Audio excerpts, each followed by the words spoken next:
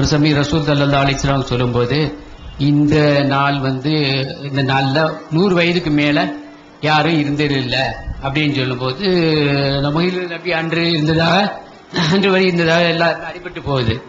ஆனா தஜ்ஜால் ரசூல் ஸல்லல்லாஹு அலைஹி வஸல்லம் இருந்த வாழ்ந்த காலத்திலேயே இருந்ததாகவும் சஹாபாக்கள் பார்த்து ஒன்றெண்டு சாபியை பார்த்ததாகவும் சொல்லப்படுது. தஜ்ஜால் அவன் எப்ப பிறந்தான்? இன்று வரைக்கும் 1400 1500 இடம் ஆகுது.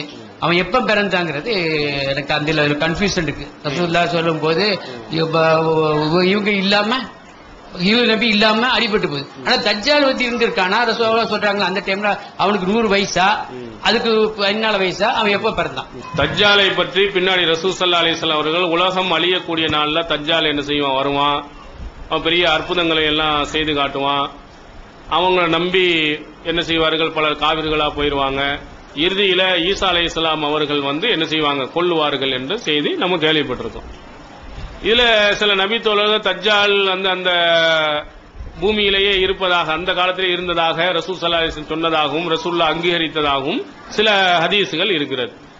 இதுல என்ன கேள்வி கேட்கிறாங்கன்னா, நம்ம முன்னாடி சொன்ன மாதிரி இன்றைய தினத்திலிருந்து 100 வருடங்களுக்கு பிறகு இந்த பூமியில் இப்போது இருப்பவர்கள் யாரும் இருக்க மாட்டார்கள் அப்படிங்கிற செய்தி உண்மையாக இருக்குமானால், தஜ்ஜாலும் இப்போது ரசூலுல்லாஹ் காலத்தில் இருந்ததாக சொல்லப்படுகிறது.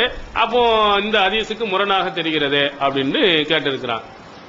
பொதுவாக நபிமொழிகளா இருக்கட்டும், திருமறை குர்ஆனாக இருக்கட்டும், பொதுவாக சில செய்திகளை சொல்லி சில விஷயங்களை விதிவிலக்காக சொன்னார்களே ஆனால், அது மாற்றமாக சொன்னார்களே ஆனால் அதை விதிவிலக்காக நம்ம எடுத்துக்கொள்ளணும். இப்போ உதாரணத்திற்கு அல்லாஹ் தஆலா நம்ம அனைவர்களையும் எப்படி படைத்ததாக சொல்றான்? ஒரு ஆண் ஒரு பெண்ணில் இருந்து படைத்தன்னு சொல்றான். அப்படித்தானே சொல்லியிருக்கிறான்.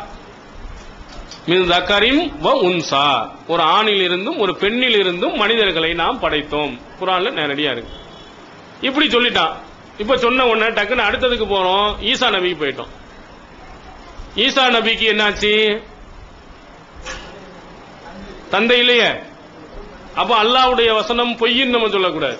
அல்லாஹ் சொல்றான், மனிதர்களை ஒரு ஆணில் இருந்து ஒரு பெண்ணில் இருந்து நாம் படைத்தோம் என்று சொல்லுகிறான். இது இன்னொரு இடத்துல சொல்லும் பொழுது மரியம் அலைஹிஸ்ஸலாம் என்ன சொன்னாங்க? என்னை ஒரு ஆண் தீண்டாமல் எனக்கு எப்படி குழந்தை ஏற்படும் அப்படின்னு கேட்டு ஈசா நபியை பெற்றெடுக்கிறாங்க. ஆமன் இல்ல, ஒரு பெண்ணு மட்டும் இருந்து என்ன செஞ்சிருக்கான்? அவங்க பெற்றெடுக்கப்பட்டிருக்கிறாங்க. அப்ப இது முரண்னு சொல்லக்கூடாது. அடுத்த இதே மாதிரி அதுக்கு மேல போயிட்டு ஆதம் அலைஹிஸ்ஸலாம் அவங்களும் மனிதர் தானே.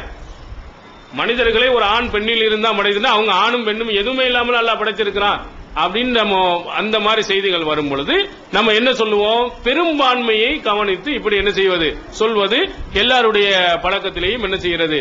இருக்கிறது. இப்ப எல்லா புரைசி வாக்குதல் கிளையில் உள்ள அத்தனை பேர்களும் வந்தார்கள் அப்படின்னு நம்ம சொல்லுவோம். சொன்னோம்னா என்னது? நிறைய பேர் ஏதோ ஒருத்தர் வரல அப்படிங்கிறதுக்காண்டி என்ன செய்யல, யாரும் இவர் வரவில்லை என்று சொல்ல மாட்டோம். பொதுவாக பரவலாக எல்லாரும் மெஜாரிட்டியான ஒரு கூட்டத்தினர்கள் வந்துட்டாங்கன்னா, எல்லாரும் வந்துட்டாங்கப்பா நீங்க துவங்கலாம், எல்லாரும் வந்துட்டாங்க இந்த செயலை செய்யலாம்னு சொல்ற பழக்கங்கள் நம்ம நடைமுறையில் இருக்கு. அதே அடிப்படையில் ரசூலுல்லாஹி ஸல்லல்லாஹு அலைஹி வஸல்லம் அவர்கள் சொல்லுகிறார்கள் என்று சொன்னால் விதிவிலக்காக தஜ்ஜாலை மட்டும் சொல்லி இருக்கிறாங்க. அது விதிவிலக்கு என்று நம்ம செய்யணும், எடுத்துக்கொள்ள வேண்டும். ஏன்னா அல்லாஹ்வின் தூதர் அவர்கள் சொன்னதற்கு ஆதாரப்பூர்வமான செய்திகள் இருப்பதினால் அவர் அந்த தஜ்ஜால் எப்போ பிறந்தான் அப்படிங்கிறதுக்கு நாம் பார்த்தவரை நேரடியான ஆதாரம் இல்லை. ஆனா ரசூலுல்லாஹி காலத்தில் இருந்தார்கள் என்று சொல்லப்படக்கூடியதற்குரிய சில ஹதீஸ்கள் என்ன செய்கிறது? இருக்கிறது. அதனால அதை விதிவிலக்கு என்று என்ன செய்ய வேண்டும்? நம்ம எடுத்துக்கணும். அன்றைய நாளில் இருந்து 100 வருடங்களுக்கு பிறகு யாரும் உயிரோடு இருக்க மாட்டாங்கன்னா, பெரும்பான்மையிலே யாரும் இருக்க மாட்டாங்க. விதிவிலக்காக தஜ்ஜால் போன்ற ஒரு அதிசய மனிதனாக இருக்கக்கூடியவன் என்ன செய்வான்? இருப்பான் என்று நம்ம என்ன செய்ய